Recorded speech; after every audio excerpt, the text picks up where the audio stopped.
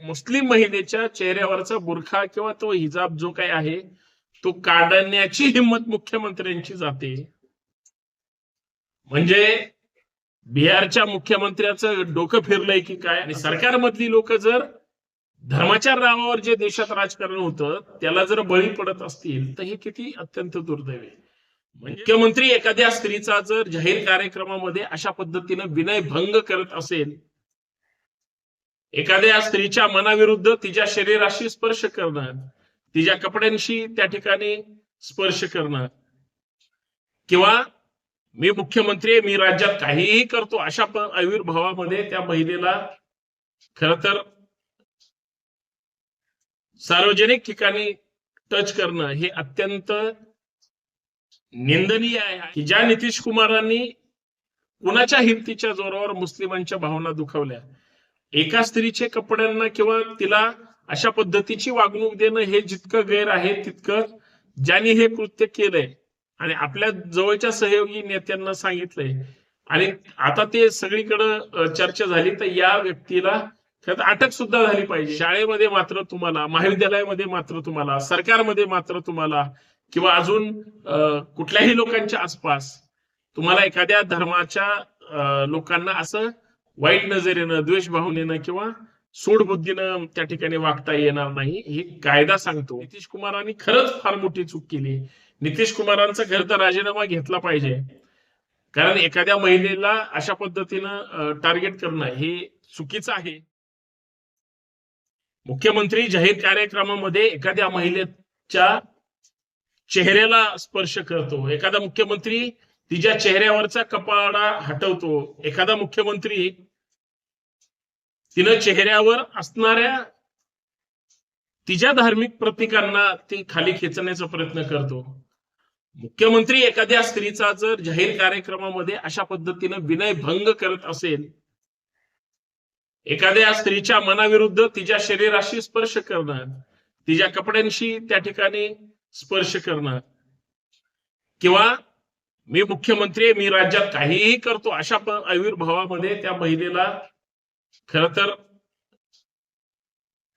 सार्वजनिक ठिकाणी टच करणं हे अत्यंत निंदनीय आहे. आणि सगळ्यात महत्वाचं, राज्याच्या घटनात्मक खुर्चीवर प्रमुख म्हणून बसलेला व्यक्ती फोटोमध्ये त्या महिलेचा चेहरा यावा आणि त्या महिलेचा चेहरा आपल्यालाही पाहता येता यावा म्हणून जर त्या मुस्लिम महिलेच्या चेहऱ्यावरचा बुरखा किंवा तो हिजाब जो काही आहे तो काढण्याची हिंमत मुख्यमंत्र्यांची जाते, म्हणजे बिहारच्या मुख्यमंत्र्याचं डोकं फिरलंय की काय असंच म्हणावं लागेल. ज्या भारतीय राज्यघटनेच्या कलम 14 नुसार सगळ्यांना समानतेचा अधिकार दिलाय, तसंच घटनेच्या कलम 28 ते 30 नुसार त्यांना त्यांच्या धार्मिक सद्भावना जपण्याचा, प्रार्थनेच्या किंवा आपल्या धर्माचे जे धार्मिक संस्कार आहेत किंवा आर्थिक गोष्टी आहेत त्या सुद्धा राबवण्याचा अधिकार असताना भर कार्यक्रमामध्ये महिलेला अशा पद्धतीचे माननीय मुख्यमंत्र्यांकडून, नितीश कुमारांकडून भूमिका त्या ठिकाणी दिसत असेल, घडत असेल आणि उभा देश हे सगळं पाहतोय, कुणाचंही रक्त खवळलेलं नाही, याच्यापेक्षा वाईट गोष्ट काय नाही. आणि ज्या लोकांना त्यांच्या अडचणी आहेत, त्यांच्या घराच्या अडचणी आहेत, जगण्याच्या अडचणी आहेत, राहण्याच्या अडचणी आहेत, खाण्यापिण्याच्या अडचणी आहेत, लोकांना सगळ्या अडचणी असताना सुद्धा राज्याच्या मुख्यमंत्री ती गोष्ट तर लक्षात घेतच नाहीत. नको त्या विषयात त्या ठिकाणी कपड्यांमध्ये कोण लपलंय आणि कसला चेहरा आहे हे जर पाहण्यासाठी जर असे गैरप्रकार करत असतील तर मला असं वाटतं हे पीक महाराष्ट्रात यायला वेगळं काहीच वेळ लागणार नाही. सर्वप्रथम सर्वांना सप्रेम नमस्कार, जय जाऊ जय शिवराय. बिहारचे सन्माननीय मुख्यमंत्री नितीश कुमार ज्या पाशवी बहुमताने बिहारमध्ये सत्तेवर आले, बिहारची सत्ता त्यांनी मिळवली, नो डाऊट. सत्तेमध्ये राहण्यासाठी त्यांनी भाजपला सोबत घेतलं आणि नाही ते प्रकार केले, परंतु तुम्ही कायदा सुव्यवस्था पाळली पाहिजे, तुम्ही नियमांचं पालन केलं पाहिजे. तुम्ही एखाद्या स्त्रीला असा टच नाही तिच्या मनाविरुद्ध करू शकत. आणि सगळ्यात महत्वाचं, एवढं सगळं झालेलं असताना जाहीर कार्यक्रमामध्ये तिचा जर चेहऱ्यावरचा तो त्यांच्या दरम्यानचं प्रतीक असलेला स्कार्फ जर ओढत असतील मुख्यमंत्री, तर मला असं वाटतं ही अत्यंत देशासाठी सुद्धा लाजिरवाणी गोष्ट आहे. त्याची कारण असे आहेत की हा देश सगळ्या जाती धर्मांचा पंथाचा आहे. आज अल्पसंख्याक हक्क दिन आहे, प्रत्येकाला हक्क अधिकार मिळाले पाहिजेत. पण आज बिहार सारख्या राज्यामध्ये अल्पसंख्याकांना इतकी जर वाईट पद्धतीनं वागणूक दिली जात असेल तर ती अत्यंत चुकीची गोष्ट आहे. बघा, डॉक्टर बाबासाहेब आंबेडकर काय म्हणाले होते की संविधान अतिशय चांगलं आहे, ते कितीही चांगलं असू द्या, परंतु त्या संविधानाची अंमलबजावणारी माणसं जर नीट नसतील तर त्या संविधानाचा उपयोग काही नाही. हे या प्रकारावरून दिसतंय. हे मला आपल्याला सांगायचं. काय अपेक्षा होती हो त्या पुरीची? सेलिब्रिटी किंवा इतर गोष्टी जगाला माहित असतात, पण एखादा लोकप्रतिनिधी एखादी चुकीची गोष्ट करत असताना उभ्या राज्यामध्ये जर याविषयी निषेध व्यक्त होत नसेल किंवा राग द्वेष जो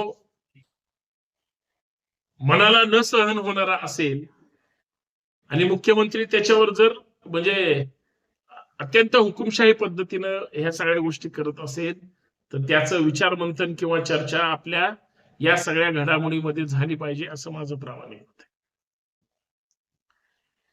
त्या स्त्रीचं मुस्लिम असणं हे सरकारला पटत नव्हतं का? त्या मुस्लिम स्त्रीनं चेहऱ्यावर तो जो स्कार्फ आहे ती बांधून आली, ही तिची चूक आहे का? सरकार एवढी खालच्या पातळीवर गेली, शाळा म्हणजे सरकारमधले शाळेमध्ये सुद्धा हा वाद लावला जातो, महाविद्यालयांमध्ये सुद्धा ह्या हिजाब आणि ह्या सगळ्या प्रकारचा वाद लावला जातो. पण भारतीय राज्यघटना काय म्हणते? आज अल्पसंख्याक हक्क दिन आहे. मी या मुद्द्यावर बोलण्याचा नैतिक अधिकार असा आहे. कोण अल्पसंख्याक आहे? या देशामध्ये राहणारे ख्रिश्चन अल्पसंख्याक आहेत, जैन अल्पसंख्याक आहेत, बौद्ध अल्पसंख्याक आहेत. या राज्यामध्ये जर म्हणजे शीख असेल, ख्रिश्चन असेल, ईसाई असतील, ही सगळी अल्पसंख्याक माणसं आहेत. यांना ना प्रतिनिधित्व मिळतं, परंतु हे अख्ख्या देशाला विकत घेऊ शकतील एवढा यांच्याकडे पैसा निघू शकतं.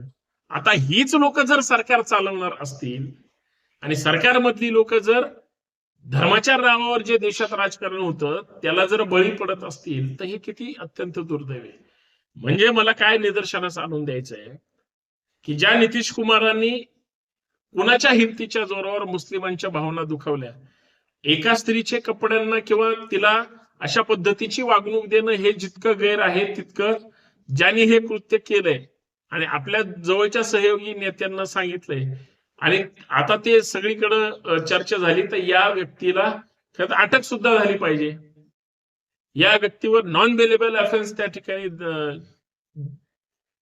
लादले पाहिजेत किंवा तशी मागणी केली पाहिजे.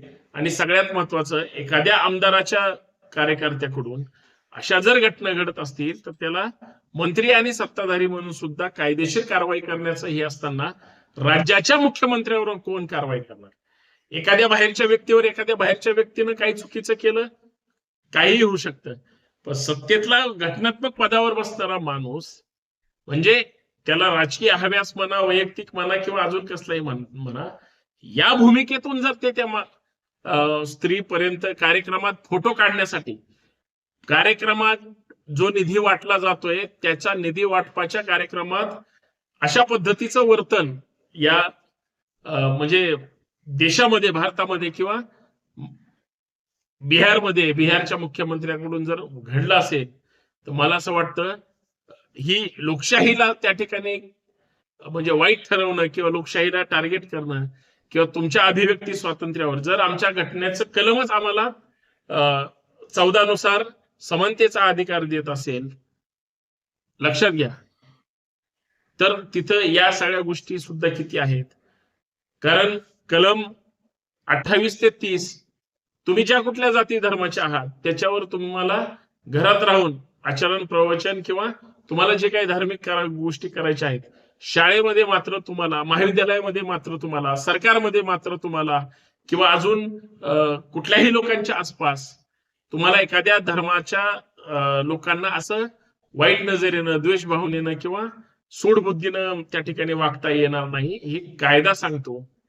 मग जर कायदाच त्या ठिकाणी तितका सक्षम असेल आणि ह्या लोकांची जी म्हणजे चुकीची जी काही भूमिका मांडली गेली, नितीश कुमारांनी खरंच फार मोठी चूक केली. नितीश कुमारांचा खरं तर राजीनामा घेतला पाहिजे. कारण एखाद्या महिलेला अशा पद्धतीनं टार्गेट करणं हे चुकीचं आहे.